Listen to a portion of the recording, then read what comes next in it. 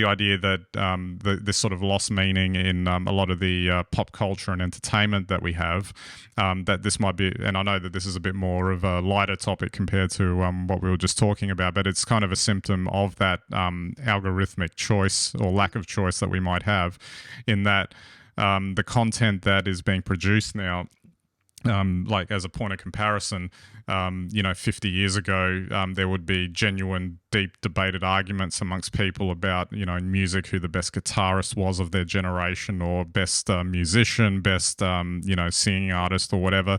Same types of arguments were being made about films, for instance. There were times when you'd walk out of the cinema with a group of friends and you'd be discussing the meaning of what you just saw for hours, afterwards, even days afterwards, if it was a particularly impactful film.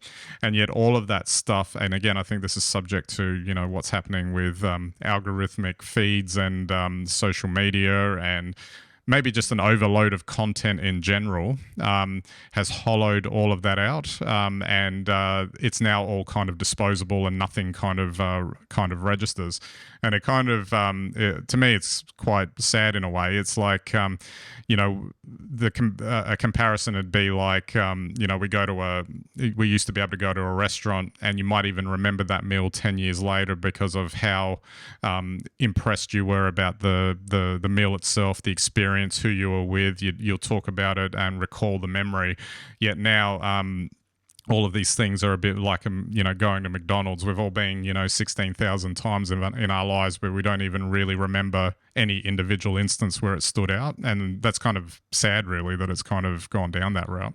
Oh, look, it's tragic. And, you think about 50 years of contemporary culture. So films, it used to be all about the story, and then you'd have a great cast that could tell that story, and a great director as well. Now it's just about who's directed it or who's in it. Don't even worry about the story. And if you go and see a movie, you might be lucky enough to see a film where somebody actually thought about a story or some meaning, greater meaning, rather than just some action. And music's gone the same way, from artistry, from talent, from ability to sing or play an instrument and write tunes, through now to just something else that's wonderful. Auto-tune sweetens it all up. And don't worry about it too much, because there'll be another one later just like it. And I think we've become very disposable in every aspect, but particularly culturally, and that's very sad, as well. And I think we see it now in what interests us. And once again, I do think it's the algorithms that are doing this. We judge celebrity now by wealth, by status, in terms of popularity, and it could be hits or it could be influence.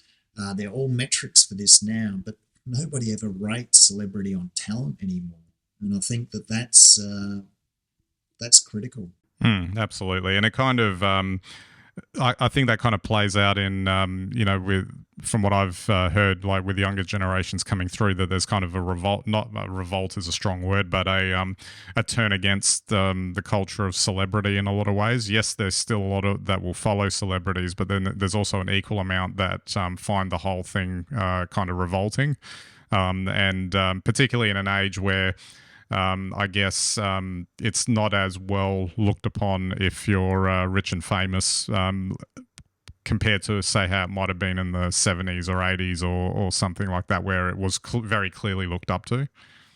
Yeah, well, I guess, it's interesting if younger generations are feeling like that, but the only way to escape it is to put down your phone. Otherwise you're going to be bombed by whatever the algorithms are telling you. And those algorithms are global, they're huge numbers, and they drive what everybody sees. And, by demographic, that may be targeted as well. But it's, I'm not even sure that a lot of people are engaging with a lot of the content. And I don't think they ever did. And that's one of the great frauds of social media right from its inception. Absolutely. I guess to tie it all together, because as much as all of those stories that we've talked about today are different, in terms of their severity, shall we say, they are kind of underpinning an overall kind of problem, I guess, that we're facing. And I guess on the one hand, we'd have to be careful about what these algorithms are feeding us and where the direction that they're sending us down. But I'm also wondering if there's going to be, at some points, how there's always a reaction to things over time, and I have to wonder whether or not at some point whether enough of us might just cut it all off, in the sense of not using social media, streaming less, engaging with less content, purely because it gets to a point where it's not. I'm not saying everyone would do that, but enough people would do it that it would be a significant enough movement away from where it's going. Yeah, it's interesting you say that. I mean, the internet was meant to bring democratization to, access or voice or whatever. It hasn't done that. It's moved past that. But, I liken this to the old days where when petrol used to go up, everyone used to say, well, we should just go on a petrol strike and walk everywhere for a month. And, well, a few of us might have done that. And I can see the same thing happening with basically the socials and our tether to a digital online world. I think it's very difficult to put the genie back in the bottle now. And it would be great. I'd love to see everyone do, an Earth week and put their phones away. But because the world would be like taking away fossil fuels. It would struggle. The internet would collapse.